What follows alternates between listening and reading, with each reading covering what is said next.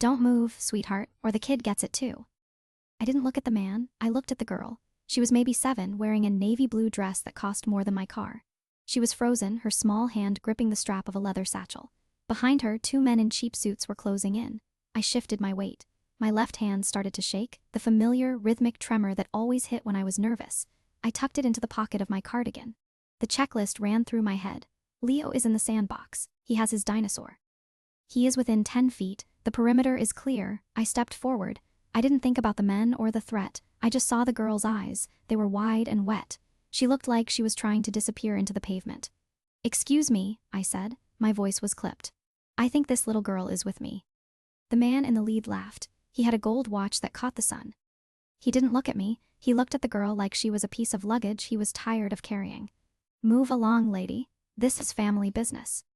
I didn't move. I stepped into the space between them and the girl, pressing my back against her. I could feel her shivering. I reached back and grabbed her hand. Her fingers were ice.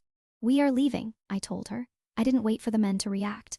I pulled her toward the street, moving fast. My heart hammered against my ribs. I could hear the heavy thud of their shoes on the asphalt behind us. We weren't going toward the playground.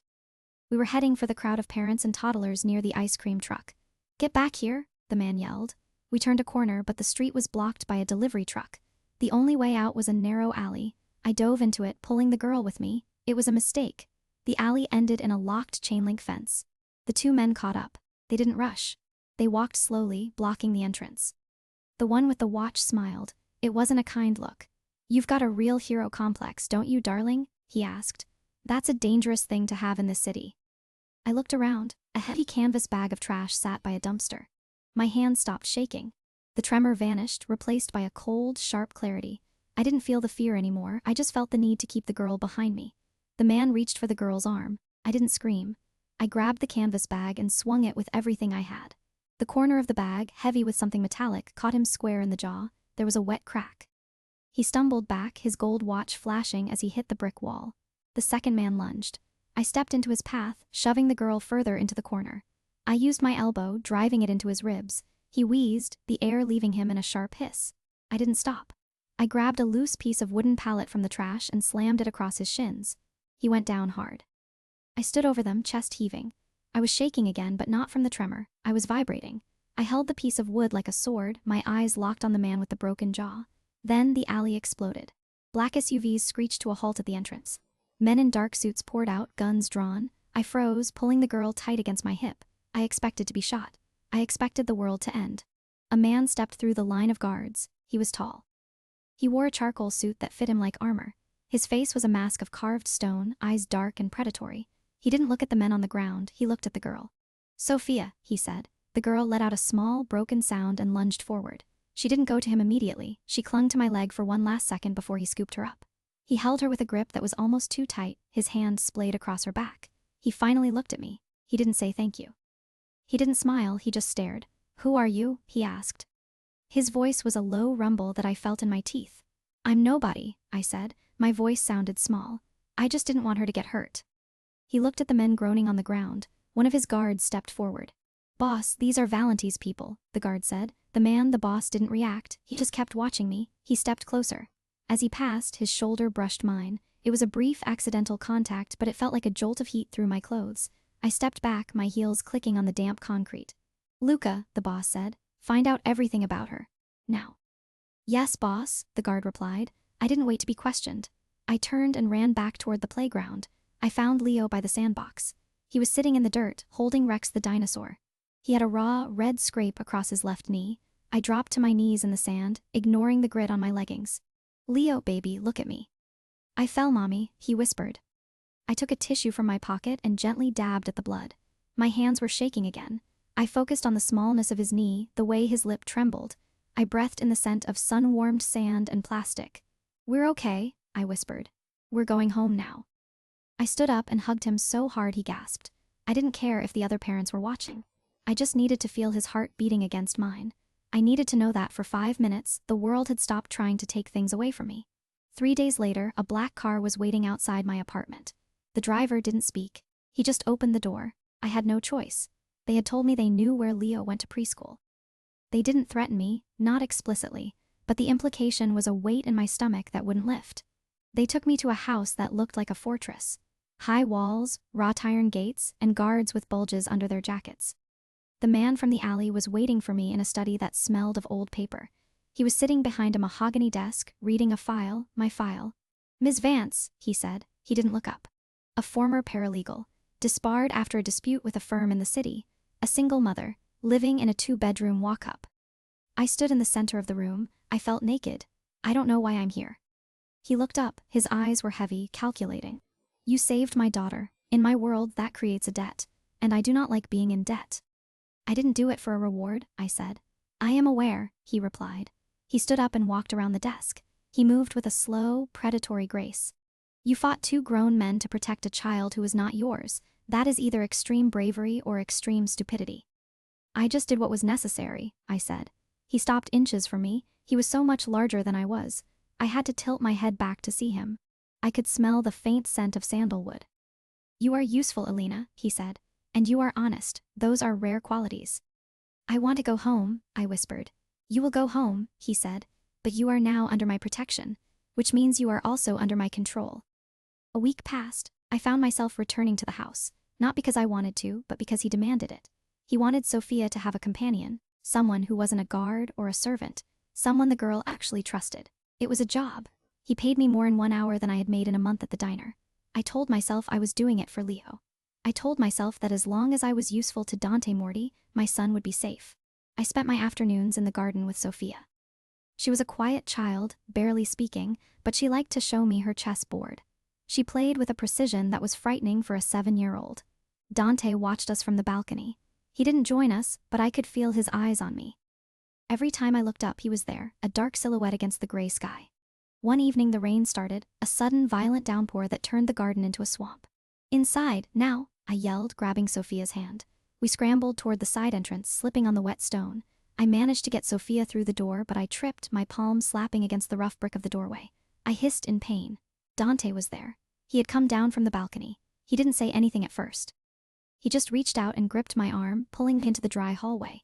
The air in the corridor was thick, heavy with the smell of rain and something warm. He didn't let go of my arm. He stepped closer, crowding me against the wall. I could feel the heat radiating off his body. My heart started to thud, a slow, heavy rhythm. I looked up at him, and for the first time I didn't see the monster. I saw a man who looked like he hadn't slept in years. He noticed the smudge of blood and dirt on my cheek. "You are bleeding," he said. His voice was different. It wasn't a command. It was almost a question. He raised his hand. He didn't touch me yet. He stopped an inch from my skin, his fingers hovering. "Can I?" he asked. I couldn't breathe. I didn't nod, but I didn't pull away. I just watched him. He moved slowly. His thumb brushed my cheek, wiping away the smudge of blood. His skin was rough, calloused, but his touch was impossibly light. He didn't pull back. His thumb lingered, tracing the line of my cheekbone. The world shrunk. There was nothing but the sound of the rain drumming on the roof and the heat of his breath on my lips. He leaned in just a fraction. I could see the gold flecks in his dark eyes. I felt a pull in my chest, a desperate, terrifying need to close the gap. I tilted my head, my eyes fluttering shut. Suddenly, a small, frightened sob broke the silence. "Mommy." Sophia was clinging to my leg, her face pale and tear-streaked. She had been watching us, her eyes wide with a sudden, sharp anxiety. Dante withdrew his hand instantly. The loss of the warmth felt like a physical blow. He stepped back, the mask of stone sliding back into place. I opened my eyes and looked at him. He wasn't looking at Sophia. He was looking at my lips. "You are a very strange woman, Ms. Vance," he said. His voice was low, but it vibrated with something he couldn't quite hide. An hour later, Dante called me into his office. The rain was still hammering against the windows. He was standing by the glass, looking out at the driveway. "The men you fought in the alley," he said. "They were not just random thugs. They were soldiers for Marco Valenti." I felt a chill run down my spine. Who is Marco Valenti? Dante turned to face me. His expression was grim. "A man who believes he can take what is mine," he said. "And because you stepped in, you are no longer a stranger to him. You are a witness. You are a nuisance." He walked toward me, his footsteps heavy on the hardwood floor. "Valenti does not forget a face, Alina, and he certainly does not forgive a woman who makes him look weak." I thought of Leo. I thought of the sandbox and the dinosaur and the way he slept with his thumb in his mouth. "What does that mean for me?" I asked. Dante stopped in front of me. He didn't touch me this time, but the air between us felt charged like the moment before a lightning strike. "It means," he said, "that you can never truly leave this house. Because the moment you step outside my gates, you are a target." The Morty estate was a fortress of limestone and iron. It sat on a hill, looking down at the city like it owned every street lamp and sewer pipe. I walked through the front doors, my hand gripping Leo's small shoulder. I didn't look at the art on the walls. I didn't look at the gold leaf on the ceiling. I started the checklist. Front door, heavy oak, double-bolted. Hallway 30 feet to the left, a service door. Hallway 20 feet to the right, a spiral staircase. I memorized the distance between the guards. I noted the way the carpets muffled footsteps. If we had to run, I needed to know which door led to the kitchen and which led to a dead end. Leo clung to my leg, his dinosaur toy, Rex, dragging on the polished marble. He was quiet, his eyes wide. He knew when I was in survival mode. He didn't ask why we were here or where we were going. He just tightened his grip on my jeans. "This is the library," Dante said. He didn't look back at us. He walked with a heavy, rhythmic stride that echoed through the cavernous hall. He stopped at a massive mahogany desk and turned. He looked tired. There were deep shadows under his eyes that made him look older than he was. He looked like a man who fought wars in his sleep and lost every time. He reached into a drawer and pulled out an envelope. He slid it across the wood. It was thick. "This is a gesture of good faith," Dante said. "It is more than enough to secure your son's education and a home in a safe neighborhood. Once your tenure as Sophia's companion is complete, this will be yours." I stared at the envelope. My bruised palm throbbed, a dull, pulsing heat that radiated up to my wrist. I didn't want his money. I didn't want to be a line item in his ledger. But I thought about the landlord who had threatened to evict us last month, the man who smelled like stale cigarettes and spite. I thought about the way Leo's shoes were pinching his toes because he'd grown an inch in 3 months and I couldn't justify the $40 for a new pair. If I was useful to Dante, Leo was safe. That was the only math that mattered. My value wasn't in who I was, but in what I could do for others. If I could be the perfect companion for a lonely girl, I could buy my son a life where he didn't have to be afraid of the mailman. "I apologize," I said, my voice clipped. "But we cannot accept a gift. This is a salary for work performed." Dante's eyebrows rose. He didn't smile, but his eyes sharpened. He looked at me the way a predator looks at something that doesn't run. "You are stubborn. I find that trait useful." "I am a mother," I replied. "Stubborn is the job description." He didn't respond. He just watched me, his silence a weight in the room. I felt the need to fill it, to apologize again for the tone, but I clamped my jaw shut. Dinner was a formal affair in a room that felt too large for 3 people. The table was a slab of dark walnut. Sophia sat beside me, her small hands folded in her lap. She hadn't spoken a word since we entered the house. She looked like a porcelain doll, fragile and perfectly placed. Dante sat at the head. He ate in silence, his movements precise. He didn't use a napkin, he just waited for the silence to become unbearable before he spoke. "How do you justify it?" I asked. He paused, a fork halfway to his mouth. "Justify what, Ms. Vance?" "The business," I said.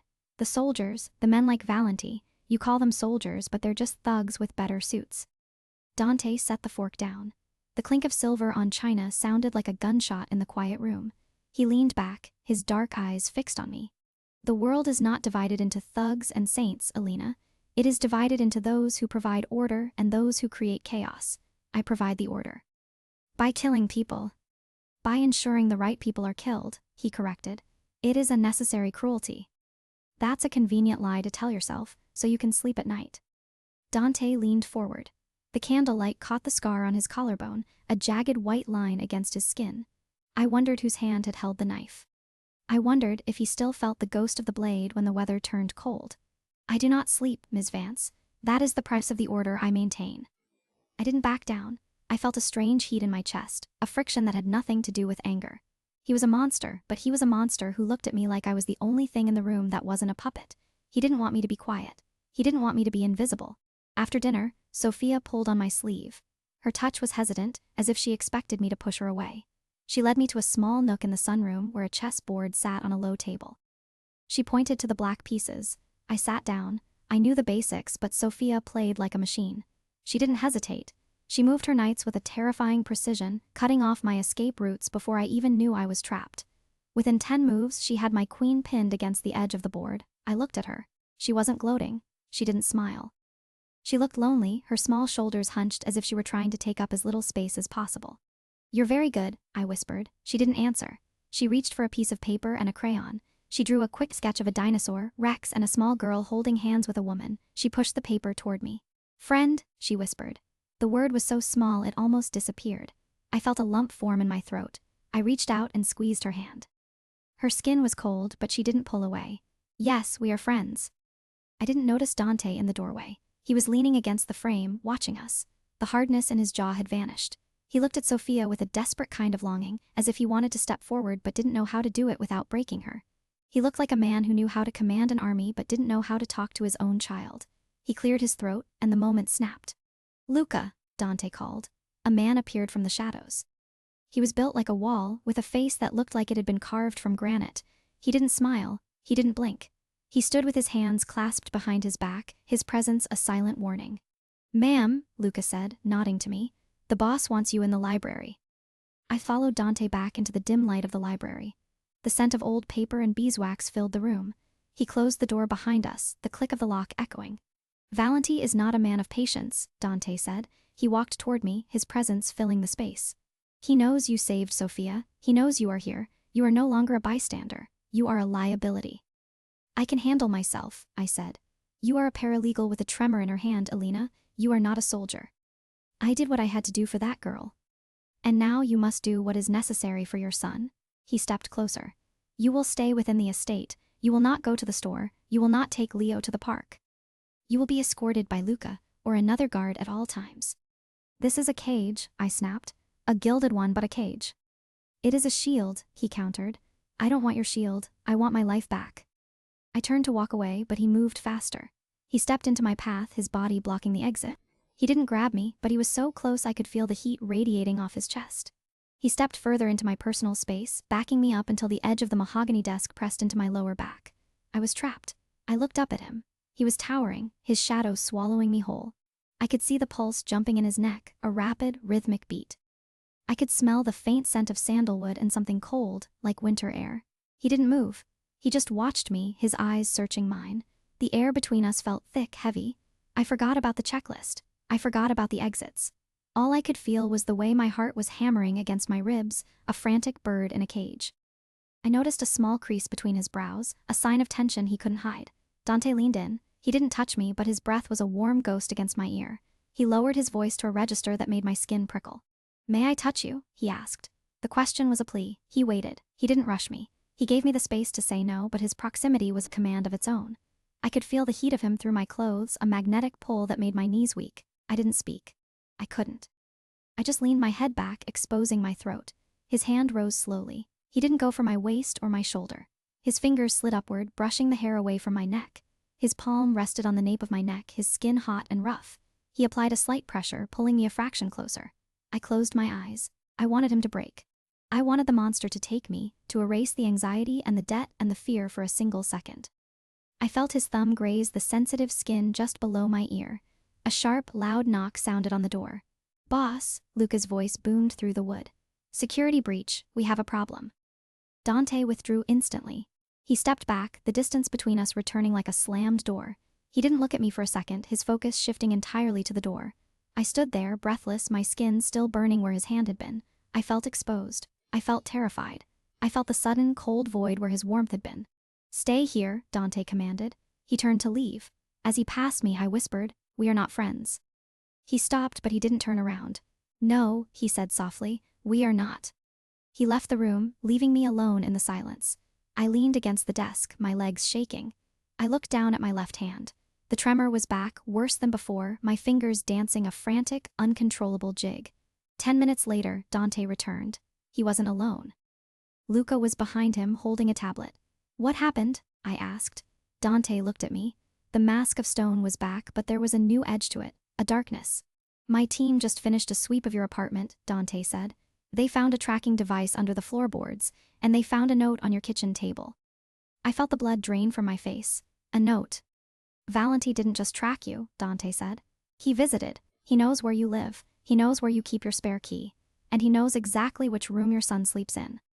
I didn't breathe. I couldn't. The room felt like it had run out of oxygen. I looked at the tablet in Luca's hand, though the screen was turned away from me. The image of my kitchen table, the one with the chipped laminate corner where Leo liked to draw, felt like a violation. It wasn't just a piece of furniture. It was the place where I made Leo's peanut butter sandwiches every morning. Now it was a crime scene.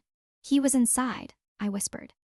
My voice sounded like it belonged to someone else, thin and distant. "He was in our home."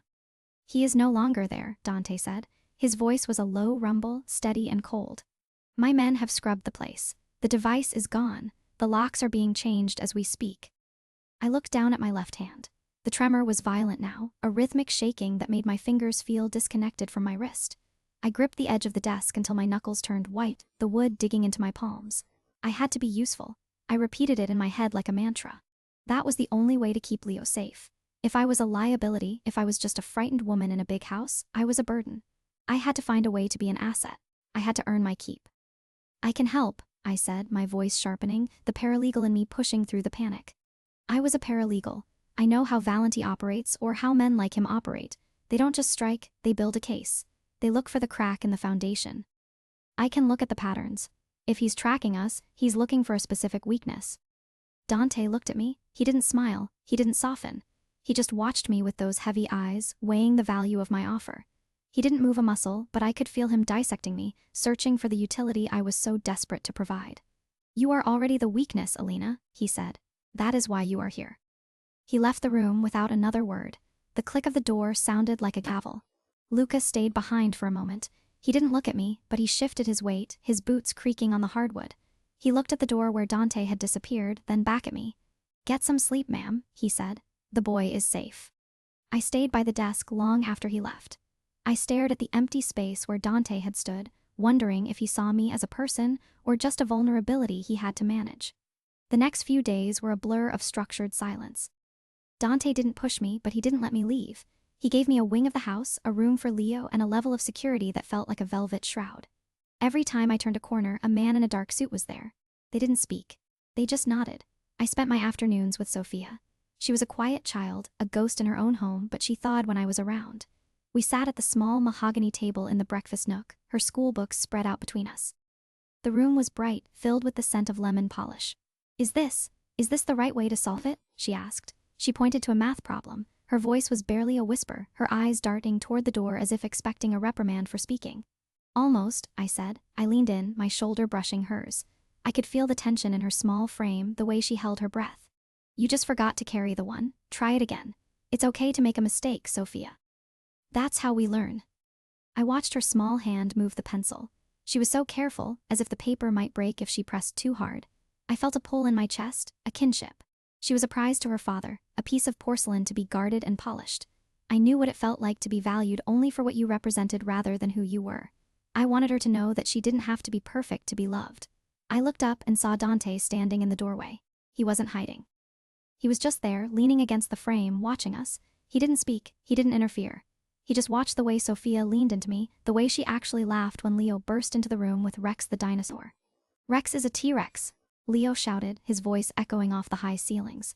He skidded across the tile, his scraped knee looking better, the scab a dry, dark red. He eats the numbers, Sophia. Sophia giggled, a small, genuine sound that seemed to surprise her. She took the plastic dinosaur and made it chomp on her eraser. Dante's expression didn't change, but his eyes lingered on the scene. He looked like a man watching a movie in a language he didn't speak, desperate to understand the plot. He wanted this piece. I could see it in the way his shoulders dropped a fraction of an inch, the way the hard line of his jaw relaxed. He didn't know how to ask for it, so he just watched me provide it. I felt a flicker of pride. I was being useful. I was creating a space where his daughter could breathe. Later that evening, I found Luca in the courtyard. The air was cooling, the stone beneath my feet still holding the day's heat. He was sitting on a stone bench, a small metal disc in his hand. He was rubbing it with his thumb, over and over, the metal clicking softly. A challenge coin, I said. He didn't look up. Special forces. What happened? I protected a man who didn't deserve it, Luca said. His voice was dry, devoid of regret but heavy with a lingering exhaustion. The army didn't like that I put a subordinate's life over a direct order. I sat down beside him, leaving a careful gap. I thought of my own life, the legal battle that had stripped me of my license because I had tried to protect a client from a corrupt firm. We were both casualties of the same kind of rigidity. You did the right thing, I said. Right and legal are different things, ma'am. He finally looked at me. His eyes were tired, the skin beneath them dark. Be careful with the boss. I frowned. Why? He is falling, Luca said. He went back to rubbing the coin, the rhythmic sound filling the silence. A man like Dante Morty is most dangerous when he finds something he cannot control. He does not know how to love without possessing. When he falls, he pulls everything down with him. I felt a chill that had nothing to do with the evening breeze. I thought of the way Dante looked at me in the library. I thought of the way he had asked to touch me. I wasn't a partner to him, I was a territory to be secured. I was a piece of the puzzle he was trying to solve, a vulnerability he was attempting to absorb. The rain started around midnight. It was a heavy, drumming sound that made Leo restless. He had cried himself to sleep, clutching Rex, terrified by the thunder.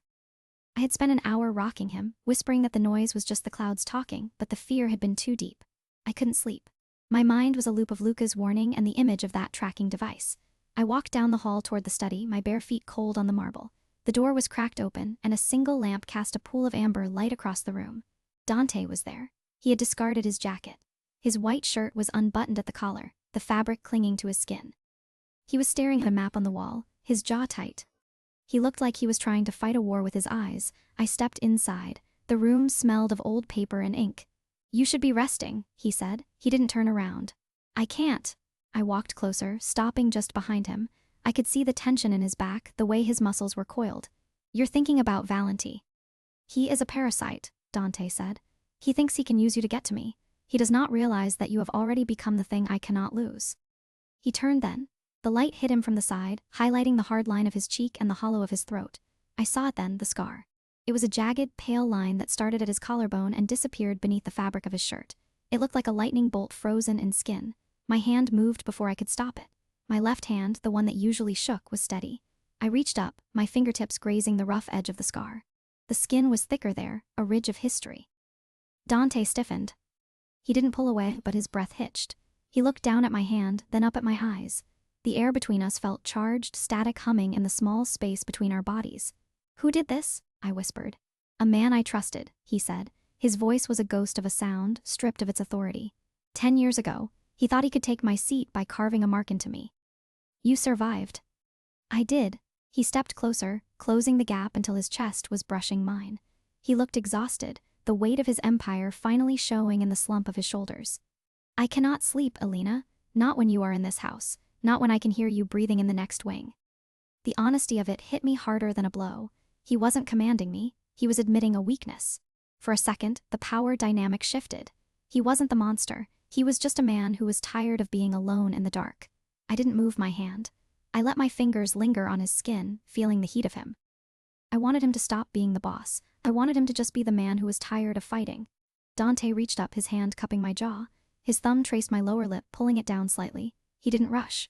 He waited, his eyes searching mine for any sign of hesitation. He was asking again, not with words, but with the way he held me. "Tell me this is okay," he whispered. "Yes," I breathed. He didn't hesitate this time. He leaned in and collided with me. It wasn't a gentle kiss. It was desperate. It was a crash of teeth and tongue and hunger. I wrapped my arms around his neck, pulling him closer, trying to merge my skin with his. For the first time in years, the checklist in my head went silent. I forgot about the debts. I forgot about the legal battles and the ruined license. I forgot that he was a monster and I was a refugee. I only felt the pressure of his body against mine, the way his hand slid down to grip my waist, pulling me flush against him. I forgot every reason this was a bad idea. I leaned back, gasping for air, and immediately pulled him back down to me. I wanted more. I wanted to be consumed by him, to let his strength drown out my anxiety. When he finally pulled away, his forehead rested against mine. His breathing was ragged, his chest heaving. "You are mine," he murmured. "Do you understand? I will burn the city to the ground before I let him touch you." I should have been terrified. I should have seen the warning in those words, the possession Luca had warned me about. Instead, I felt a dangerous surge of warmth. I felt protected. I felt valuable. The feeling lasted until Tuesday. Dante had gone into the city for a meeting with the other families. Luca was patrolling the perimeter. I had taken Leo to a playdate with a neighbor's child, a small, safe bubble of normalcy in the middle of a war zone. I had spent the afternoon watching Leo laugh, trying to pretend that the men in suits weren't watching from the street.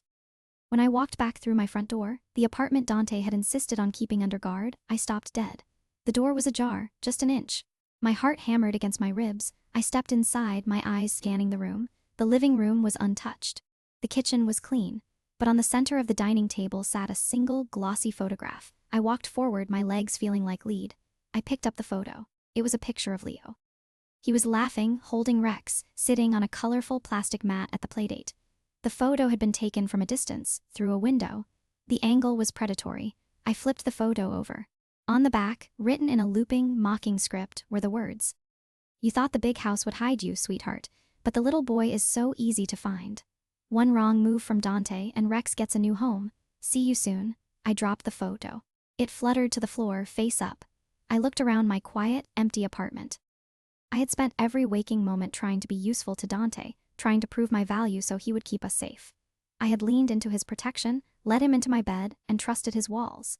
I had believed that by becoming indispensable to the strongest man in the city, I had built a shield for my son, and all I had done was give Valenti a map. By becoming Dante's obsession, I hadn't saved Leo. I had made him the ultimate leverage. I wasn't the shield, I was the handle Valenti was going to use to break Dante Morty. I didn't have time to scream. The door hadn't even clicked shut behind me before a hand clamped over my mouth. The smell of cheap peppermint hit me sharp and chemical. I was slammed against the wall, the back of my head hitting the drywall with a thud that made my vision swim. For a second, the world was just a series of white flashes and the sound of my own blood rushing in my ears. I didn't panic. I couldn't. I went straight to the checklist. Step 1, assess the threat. 2 men, heavy builds, one holding me, one guarding the door. Step 2, identify the weapon. My purse was sliding off my shoulder. I reached for the heavy metal water bottle inside. Step 3, create a window. I drove my heel into the instep of the man holding me. He grunted, his grip loosening for a fraction of a second. I twisted, swinging the water bottle with every ounce of strength I had. It connected with his temple. A wet crack echoed in the small hallway. He slumped, his weight pulling me down with him. The second man lunged. I tried to scramble toward the door, my fingers scraping against the floorboards, but he caught me by the hair. He jerked my head back and the world tilted. I fought, scratching at his arms, kicking at his shins, but he was too heavy. I felt a sharp pinch, then the sudden, restrictive snap of a plastic zip tie that bit deep into my skin, pinning my wrists behind my back. Easy, sweetheart, he sneered. He sounded bored, like I was a chore he had to finish before lunch. Marco wants you awake for this part. A cloth soaked in something sweet and heavy pressed over my face. I fought it, twisting my body, trying to bite through the fabric until the edges of the room blurred into gray. My last thought wasn't about my own life. It was about Leo. I had left him with the neighbor. I had left him vulnerable. The checklist failed me. I woke up to the sound of dripping water. The air was cold and tasted of salt. I was tied to a metal chair in the center of a cavernous room. Concrete floors. Exposed beams. A single bulb flickered overhead, casting long, twitching shadows that seemed to reach for me. My wrists were numb, the zip ties having cut off the circulation in my hands. Finally, a voice drawled. I was starting to think we overdid the sedative. Marco Valenti stepped into the light.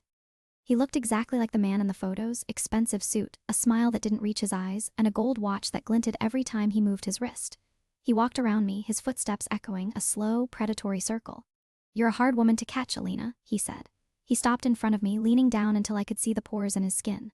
"Most people in your position would be begging, but you're just staring, calculating, trying to figure out how to be useful, aren't you?" I didn't answer. I kept my breathing shallow, trying to ignore the way my heart hammered against my ribs. "That's your problem," Marco whispered. He reached out and flicked a strand of hair away from my forehead. I flinched. "You think you're a shield. You think if you're the perfect little helper, the perfect little mother, you can negotiate your way out of a slaughter. But look at you. You're just a piece of meat I'm using to bait a hook." He stepped back and gestured to the heavy steel door behind him. "This place is a fortress, state-of-the-art lockdown. One press of a button and the vents seal. The oxygen runs out in 2 hours. I call it the quiet room. I'm thinking of letting you experience it if Dante doesn't give me the docs by midnight." He laughed, a high, thin sound that set my teeth on edge. He checked his watch, the gold face flashing. "You have 6 hours, darling. I wonder if Dante will actually trade a city block for a paralegal with a shaking hand." He left, the heavy door clanging shut. The silence that followed was heavier than the noise. I sat there, the cold of the metal chair seeping through my clothes, and I felt the familiar, crushing weight of my own insignificance. I wasn't a person to Marco. I wasn't even a person to the world. I was a utility, a tool, a bargaining chip. I sat in the dark. I didn't cry. I didn't have the luxury. I started analyzing. I thought about the way Marco spoke, the way he leaned into the threats, the way he checked his watch every 30 seconds. He wasn't the confident predator he pretended to be. He was twitchy. He was over-leveraged. He was talking too much. In the legal world, a man who talks that much is trying to convince himself as much as his opponent. He was desperate. He needed the docs not for power, but for survival. He was bleeding money or blood or both. He had overplayed his hand, and now he was clinging to me like a life raft. I looked around the room.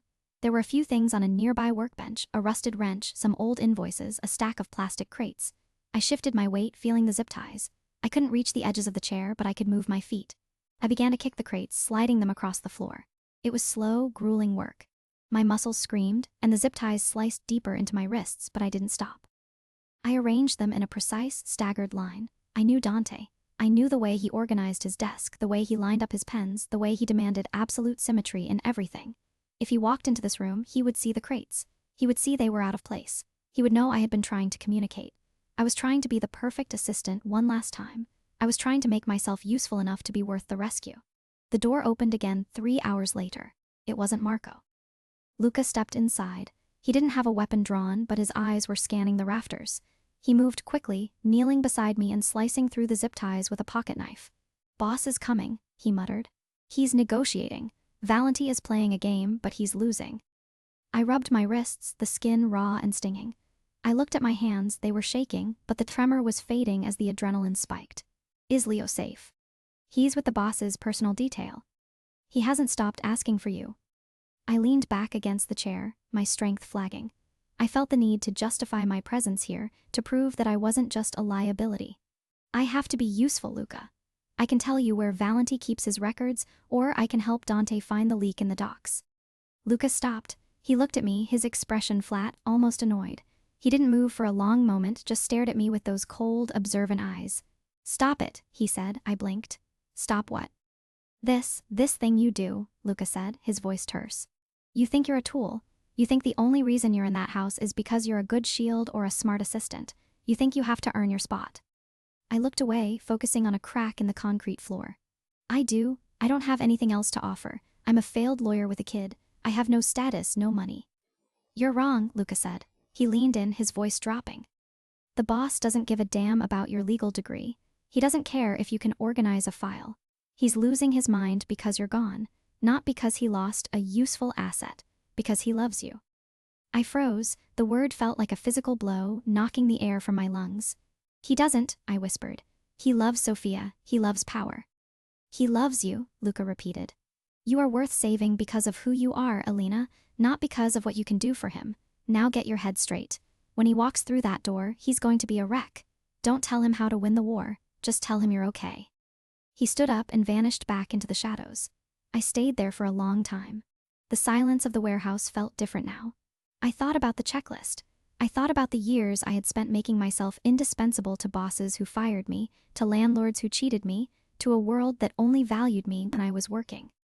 I had built my entire identity around being the person who fixed things, the person who carried the weight, because I was terrified that if I stopped being useful, I would be invisible. I let out a breath I felt like I'd been holding for a decade. My chest felt light, almost empty. For the first time, I didn't ask myself how I could be an asset. I didn't think about the docs or the records. I just wanted to be held. The final negotiation happened in the center of the warehouse. Marco stood on one side, his arms crossed, looking smug. Dante stood on the other. He looked like he had aged 10 years in a day. His suit was wrinkled, and there were dark circles under his eyes that made him look hollow. He looked dangerous, but it was the kind of danger that comes from having nothing left to lose. "The docks, Dante," Marco said, checking his watch. "The whole south side. You sign them over and I let the lady go.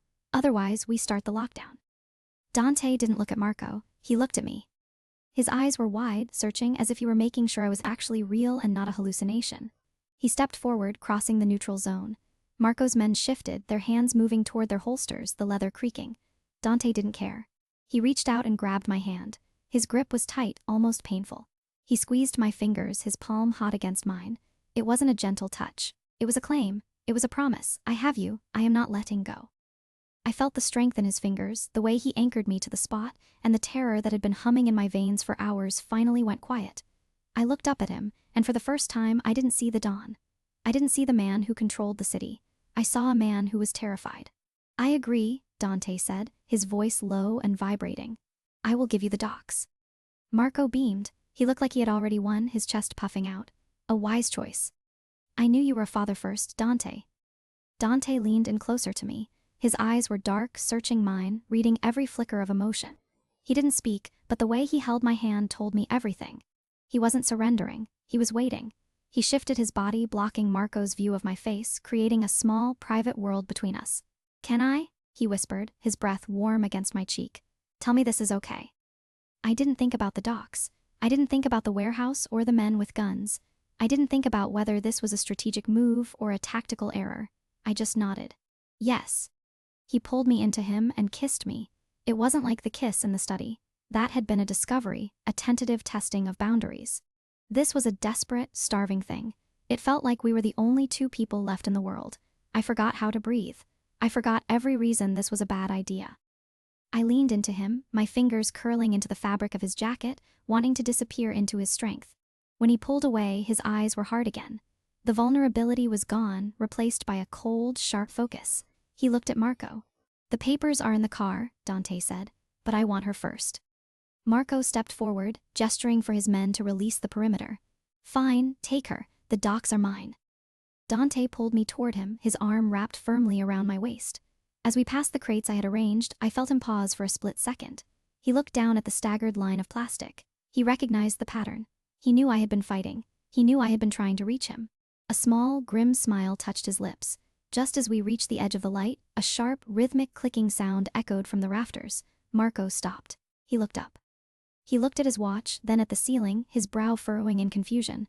What is that? Marco asked. Dante didn't answer. He just tightened his grip on me and stepped back into the shadows, pulling me with him. The docs were never mine to give, Marco, Dante said, his voice returning to that cold, authoritative register. I just needed you to move your men away from the doors. A flashbang grenade detonated near the entrance, filling the room with a blinding white light and a roar of sound. Marco screamed something, his voice lost in the chaos, just as the first wave of Dante's team breached the walls. The white light of the flashbang burned my retinas. I squeezed my eyes shut, leaning into Dante's chest. The world became a roar of gunfire and shouting. I could feel the vibration of the shots in the floorboards, a rhythmic thrumming that traveled up through the soles of my shoes and settled in my teeth. Dante didn't move. He kept me pinned against him, his body a wall of heat and muscle.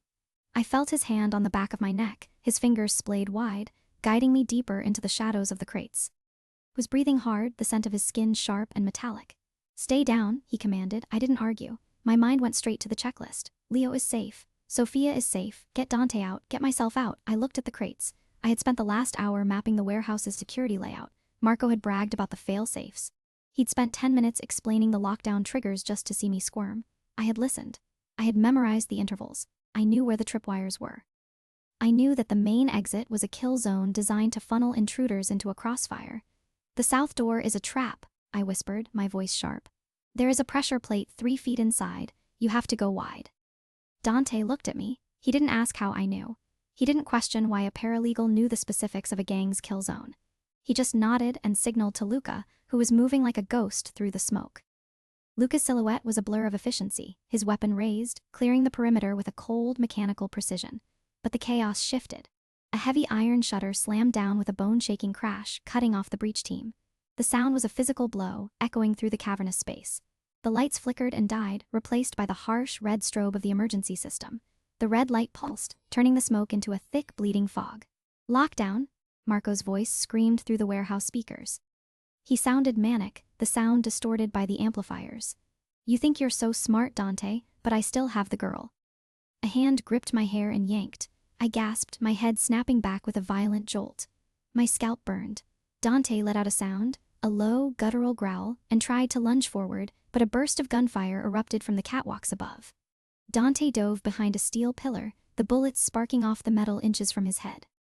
The sound of the impacts was like a hammer hitting an anvil. Don't move, Dante, Marco yelled. He had me pinned against his chest, his arm locked around my throat.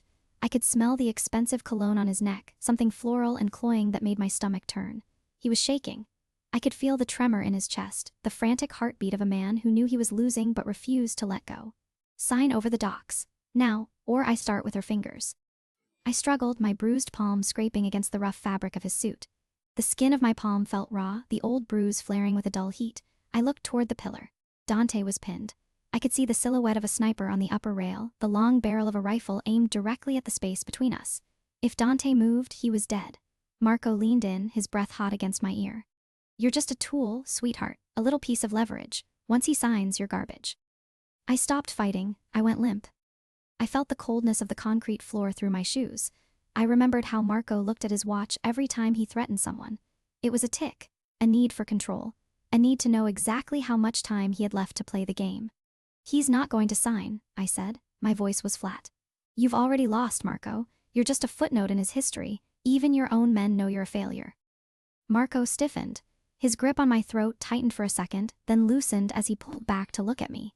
His eyes were wide with sudden rage, the pupils blown. What did you say? He forgot the sniper. He forgot the perimeter.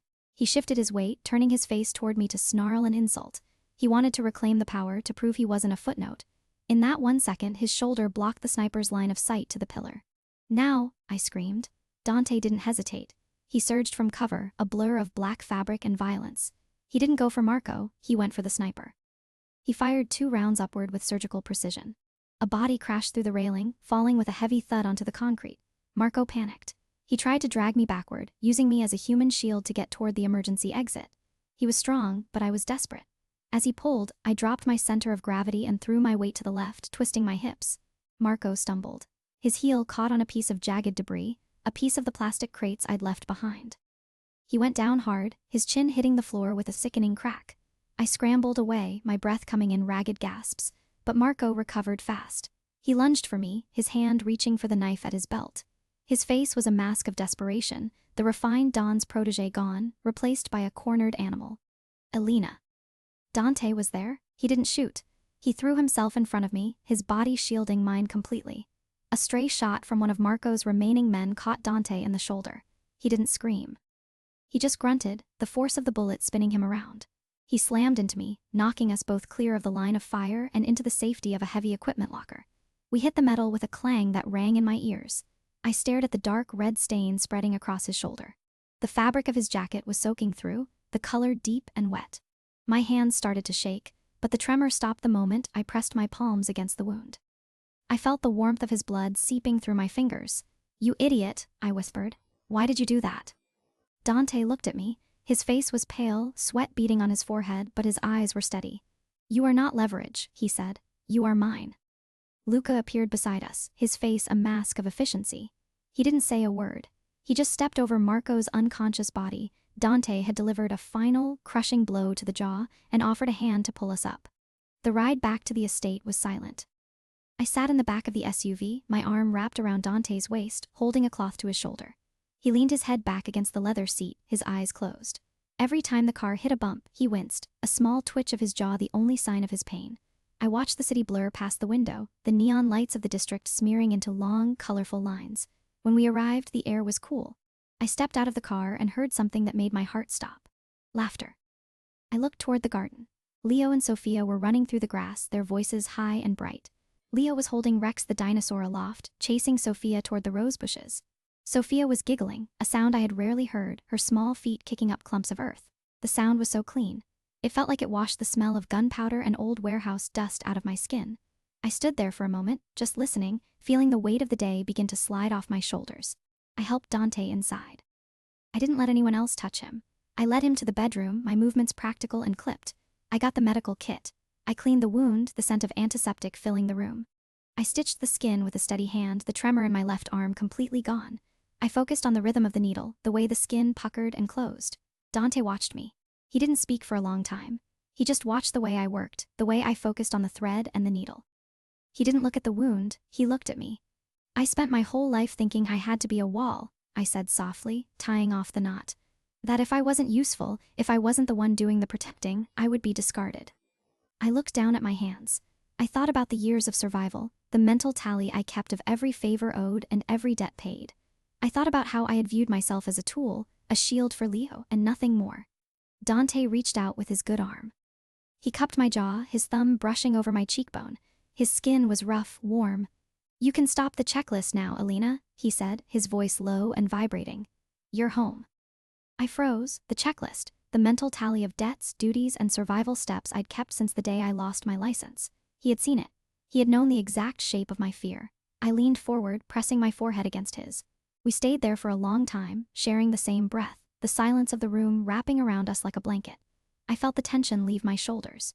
For the first time in 5 years, I didn't feel the need to scan the room for exits. I didn't need to wonder who was watching or what I had to provide to earn my place. A knock sounded at the door. Lucas stepped in. He looked at us, then at Dante. He stood at attention, but his eyes were softer than I had ever seen them. Without a word, Luca reached into his pocket and pulled out a small, silver challenge coin. He stepped forward and placed it in Dante's hand. It was a silent vow, a recognition that the old ways, the blood and the shadows were shifting. Dante looked at the coin, then at Luca. He nodded, a slow, deliberate movement. "The docks are being liquidated," Dante announced, his voice returning to that authoritative register, though it was softer now. "I am moving the family into legitimate shipping and logistics. The children will not grow up in a war zone." I pulled back to look at him. He wasn't just protecting us from Marco, he was protecting us from himself. He was dismantling the very empire he had spent a decade building, just to ensure we could breathe. "We can do that," I said. "We will," he corrected. Later that evening, we sat on the veranda. The sun was dipping below the horizon, painting the sky in streaks of orange and violet. Leo was curled up in my lap, his scraped knee almost gone, just a faint pink mark on his skin. He was fast asleep, his breathing heavy and rhythmic.